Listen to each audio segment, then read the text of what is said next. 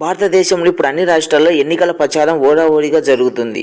అయితే ఎన్నికలు ఎన్ని రకాలు ఏ విధంగా ఉంటాయి? మన దగ్గర ప్రస్తుతం రెండు రకాలుగానే ఓటు వేస్తారు. ఒకటి బ్యాలెట్ పద్ధతి, మరొకటి ఈవీఎం పద్ధతి. అయితే ఇలా ప్రపంచంలో చాలా రకాలుగా ఓటింగ్ పద్ధతులు ఉన్నాయి. వాటిలో కొన్ని నేటికి అమలవుతున్నాయి. అందులోని కొన్ని విచిత్రంగా అనిపిస్తాయి. అవేంటో చూద్దాం రండి. ఉత్తర కొరియా. ఈ దేశం పేరు వినగానే క్లిమ్ అనే పులకేసి గుర్తుకొస్తాడు. ప్రపంచంలోని అత్యధికంగా పోలింగ్ నమోదైంది ఇక్కడే.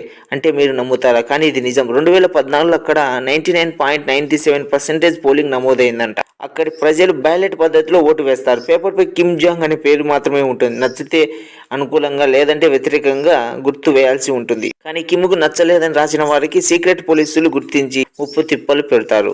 అందుకే ఎవరు ఈ సాహసం చేయరు. అనారోగ్యంగా ఉన్న వారికి ఓటింగ్ మినహాయింపు ఉంటుంది. Marbles voting. పశ్చిమ ఆఫ్రికా దేశంలో ఒకప్పుడు నిరక్షరాస్యత కారణంగా పోలింగుకు మార్బల్స్ వాడేవారు. అభ్యర్థులకు వేరు రంగుల డబ్బాలు కేటాయించి వాటిపై నేతల ఫోటోలను అతికిస్తారు. ఆ తర్వాత ఓటర్లకు ఒక ట్యాగ్ ఉన్న మార్బల్స్ ఇస్తారు. తమకు నచ్చిన అభ్యర్థి డబ్బాలో దాన్ని వేయాలి. ఒక వ్యక్తి ఎక్కువ ఓట్లు వేయకుండా మార్బుకు ఒక పక్కన పడిన ప్రతిసారి శబ్దం వచ్చేలా డబ్బాకు గంట కట్టి ఉంటుంది.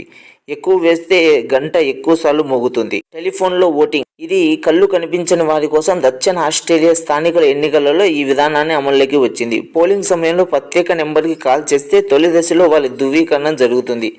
ఆ తర్వాత కాల్ సెంట్రలైజ్డ్ సిస్టమ్ మరొకరికి బదిలీ చేస్తుంది. అక్కడ ఓటింగ్ అసిస్టెంట్ అభ్యర్థులకు పేర్లు చదువుతారు. ఓటర్ ఎవరి పేరు చెప్తే వారి పేరుపై టిక్ చేసి బ్యాలెట్లు వేయాల్సి ఉంటుంది. ప్రత్యేక కోడ్ ద్వారా తమ చెప్పిన వ్యక్తికి ఓటు పడిందా లేదా అని కూడా తెలుసుకోవచ్చు. ఎన్వలప్ తో ఓటింగ్. ఇజ్రాయెల్ పార్లమెంట్ ఎన్నికల్లో ఎన్వలప్స్ వాడతారు. పార్టీ గుర్తులతో కార్డులను పోలింగ్ బూత్లో సిద్ధంగా ఉంటాయి. ఓటర్ తమకు నచ్చిన పార్టీ గుర్తు గల కార్డును తీసుకొని ఎన్వలప్లో పెట్టి డబ్బాలో వేయాల్సి ఉంటుంది. మతం ఆధారంగా పదవులు. లెబనాన్లోని ఎన్నికలు పదవులు మతం ఆధారంగా ఉంటాయి. 1943లో ముస్లింలు క్రైస్తవుల మధ్య జరిగిన ఒప్పందం ప్రకారం పార్లమెంట్లో ఇరు మతాలకు సమాన సీట్లు ఉండాల్సి ఉంటుంది. ఆ దేశ ప్రధాని ముస్లిం వర్గాన్ని నుంచి, అధ్యక్షుడు క్రిస్టియన్ వర్గాన్ని నుంచి, స్పీకర్ ముస్లిం వర్గాన్ని నుంచి ఎన్నిక కావాల్సి ఉంటుంది. ప్రస్తుతం ఆయా వర్గాల జనసంఖ్య తగ్గినా ఇది ఇలానే కొనసాగుతూ ఉంది. ఆన్లైన్లో ఓటింగ్. 2005లో ఆన్లైన్ ఓటింగ్ని ప్రవేశపెట్టారు. దీనికి రిజిస్టర్ చేసుకునే వారికి మెయిల్ వస్తుంది. నచ్చిన వారు అభ్యర్థి పేర్లతో క్లిక్ చేస్తే చాలు. అమెరికాలో పలు రాష్ట్రాలలో ఉన్న సైనికులకు ఇది వర్తిస్తుంది. ప్రత్యేక వారంలోనే ఓటింగ్. అమెరికాలో చాలా కాలం క్రితం మంగళవారమే పోలింగ్ నిర్వహించేవారంట. అక్కడ ఒకప్పుడు ఎక్కువ వ్యవసాయ కుటుంబాలే ఉండేవి. పైగా వారిలో మెజారిటీ ప్రజలు క్రైస్తవులు. ఆదివారం ప్రార్థనలు ఉంటాయి కాబట్టి ఆ రోజు సోమవారం బయలుదేరితే మంగళవారానికి పోలింగ్ ప్రాంతానికి చేరుకుంటారు. మరోవైపు బుధవారం చాలా చోట్ల సంతలు ఉండేవి.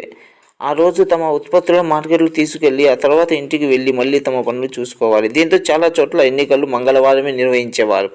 అయితే బ్రిటన్లో మాత్రం బుధవారం నిర్వహించేవారు.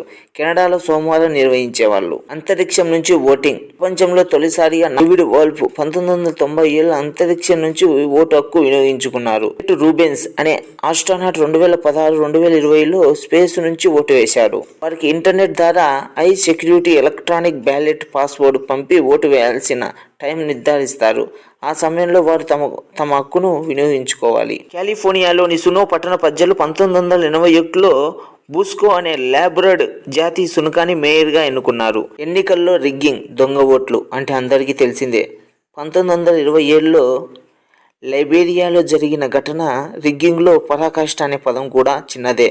నాటి ఎన్నికల్లో చార్లెస్ డిబి కింగ్కు ఏకంగా 2,34,000 ఓట్లు పడితే ప్రతిపక్ష పార్టీకి మాత్రం 9,000 ఓట్లు పడ్డాయి. రిజిస్టర్ అయిన ఓటర్ల సంఖ్య ఎంతంటే 15,000. ఇప్పుడు చెప్పండి, మన కింగు గారి ప్రావీణ్యం ఎలా ఉంది?